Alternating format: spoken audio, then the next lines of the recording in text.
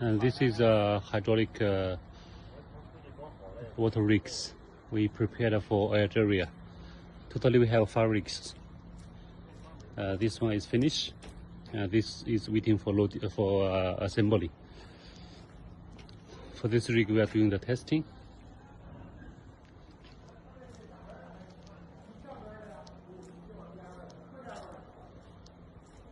This is the mud tank.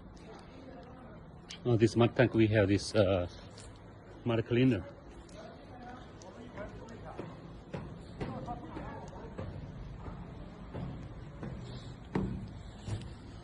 This is a mud cleaner with shell shaker and